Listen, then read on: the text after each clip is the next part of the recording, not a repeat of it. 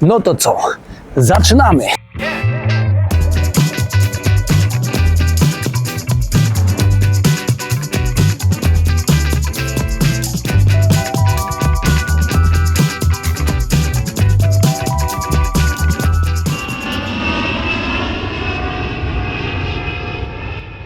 Cześć, ja się nazywam Benedykt Madziar i na swoim kanale łączę content podróżniczy z motoryzacyjnym. Dzisiaj zapraszam Was na spacer po Rotterdamie, ale najpierw zagadka. Rotterdam to A. stolica Holandii, B. miasto z największym portem lotniczym w Europie, C. miasto z największym portem morskim w Europie, D. miasto, w którym urodził się Max Verstappen, holenderski kierowca Formuły 1, czterokrotny mistrz świata. Jeżeli ktoś zna odpowiedź, to niech napisze w komentarzu. I od razu powiem, że tylko jedna odpowiedź jest prawidłowa. I do Rotterdamu przyjechałem pociągiem. Dworzec kolejowy znajduje się praktycznie w samym centrum i dlatego Rotterdam możemy zwiedzać bez problemu pieszo. Przynajmniej jeśli mówimy o tych takich najciekawszych miejscach, do jednego z których właśnie się udaje, czyli do jednej z najbardziej unikatowych hal targowych w Europie, Markthal.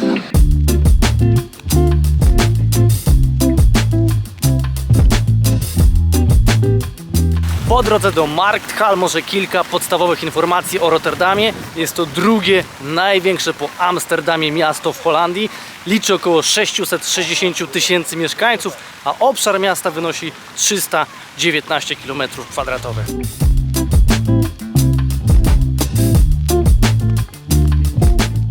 No i jesteśmy na miejscu. Tam za mną w tle znajduje się właśnie Markthal. Około 20 minut pieszo od dworca centralnego.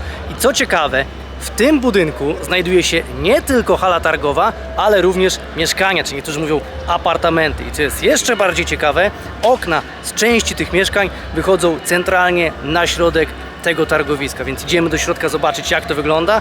No i oczywiście co dobrego, smacznego można dostać na rynku Markthal. Przy okazji zobaczcie, jak w Holandii jest rozwinięty system parkowania rowerów w mieście. Robi to wrażenie, bo rowery można parkować właśnie tak na górze. Mało tego, oczywiście możemy podpiąć sobie, jeżeli mamy elektryka, do ładowania, więc jest to tutaj mega rozwinięte. W Polsce, szczerze, takich parkingów, miejsc postojowych na rowery nie widziałem. Jeśli ktoś widział, to niech napisze w komentarzu.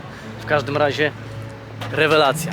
No ale nie ma co się dziwić, w Holandii wszyscy jeżdżą na rowerach, nawet w garniturach do pracy. I przy okazji mogę Wam zrobić taki film instruktażowy, jakbyście chcieli na przykład kiedyś zaparkować w Holandii na takim właśnie miejscu. Jest to bardzo proste.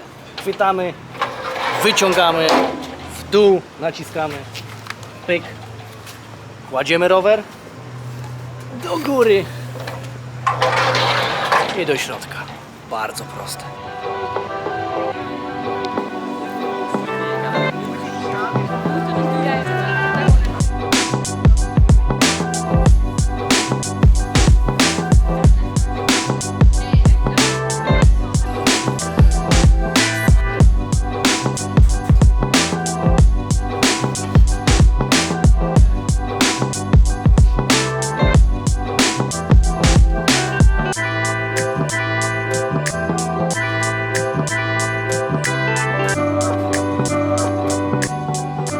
I jak się dobrze przyjrzycie, to tam właśnie widać te okna. Nie wiem, czy one wychodzą centralnie z kuchni na tą halę targową. W każdym razie trzeba przyznać, że jest to dość niekonwencjonalne przedsięwzięcie, żeby zaprojektować tego typu mieszkania z takimi oknami w takim budynku, które wychodzą centralnie na środek hali targowej. Co myślicie? Do pory obiadowej jeszcze trochę, bo jest dopiero godzina 11, parę minut po, więc na jakieś większe jedzonko przyjdzie pora, ale teraz Wam pokażę prawdziwy, chyba najlepszy holenderski łakoć, czyli stroopwafel. I tutaj będzie... Card, please. One second, please. Okay. Tutaj właśnie możecie sobie zamówić stroopwafla. Ja wezmę tego tradycyjnego i zaraz Wam pokażę, jak on wygląda. You ready? Yes! Tutaj pani sama zaproponowała, żeby to sfilmować. Proszę bardzo, wygląda rewelacyjnie. And this is caramel, yeah? It's brown sugar and cinnamon. O, so it's brown similar. sugar. Brązowy cukier i cynamon. Rewelacja.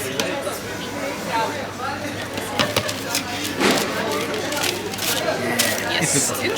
Thank you very much. Have a good day. koniecznie stroopwafla, jak będziecie w Holandii, musicie spróbować. To jest naprawdę najlepszy łakoć, bardzo słodki. Oj, ale bym się potknął.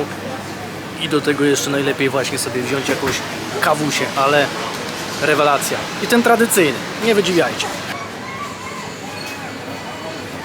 No i szczerze powiem, że ta hala Markthal, no to jest bez jakiegoś szału. Spodziewałem się czegoś lepszego, na pewno bez porównania z Mercado Bolao w Porto. Tam to się działo, tam był ten klimat, tam było to czuć, a tutaj tak jakoś...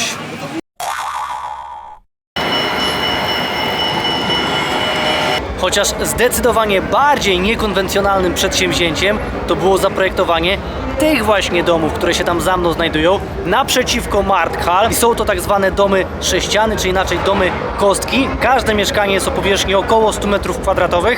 Jedno mieszkanie jest przerobione na hostel, a drugie jest przerobione na muzeum. Można wejść i pozwiedzać. Natomiast mnie aż tak bardzo to nie interesuje, więc do środka nie będę wchodził. Aczkolwiek zobaczcie jeszcze na przebitkach, jak one, te mieszkania, domy wyglądają na zewnątrz.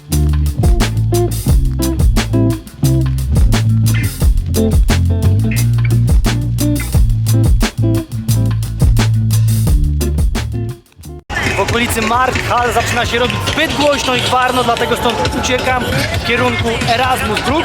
Chyba tak to się poprawnie wymawia. Czekajcie, pójdę na czerwony.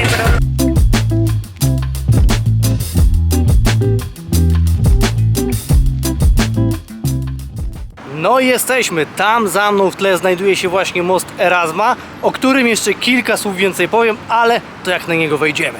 Okej, bo nie wiem czy wiecie, ale ten most to jest tak zwany most wantowy. O co chodzi? Ano o to, że na tą wieżę, która się tam za mną w tle znajduje, technicznie powiemy pylon, ciężar całego pomostu jest przenoszony właśnie poprzez te ukośnie biegnące stalowe liny zwane wantami. Stąd nazwa most wantowy. Przykładem mostu wantowego w Polsce jest na przykład most świętokrzyski w Warszawie. Więc jeśli będziecie z kimś jechać przez Warszawę i Wisłę będziecie przekraczać właśnie akurat mostem świętokrzyskim, to możecie powiedzieć: o, patrz, teraz przejeżdżamy mostem wantowym.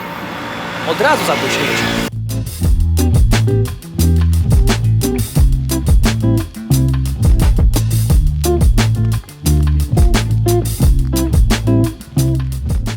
No i przed chwilą na przebitkach zobaczyliście statek, którym możecie obecnie popłynąć na przykład do Bostonu w stanie Massachusetts.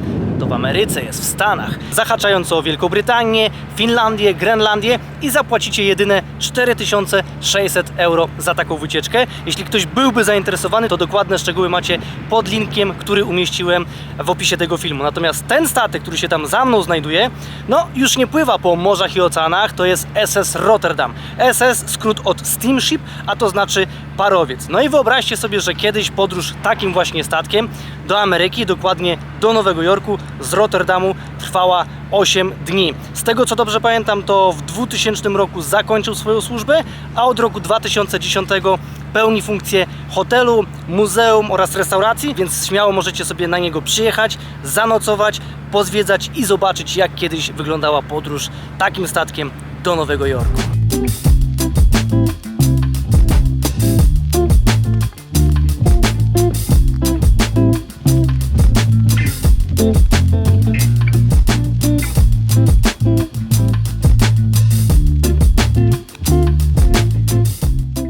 No i to by było na tyle, jeżeli chodzi o ten materiał. Mam nadzieję, że film się spodobał. Wszystkie te miejsca wraz z adresami macie podane w opisie filmu. No i jeśli kiedyś będziecie w Rotterdamie, to polecam je odwiedzić. Kolejny materiał będzie już, być może z Polski. To zobaczymy. Dobra, kończę przekaz, bo mój okręt za chwilę odpływa.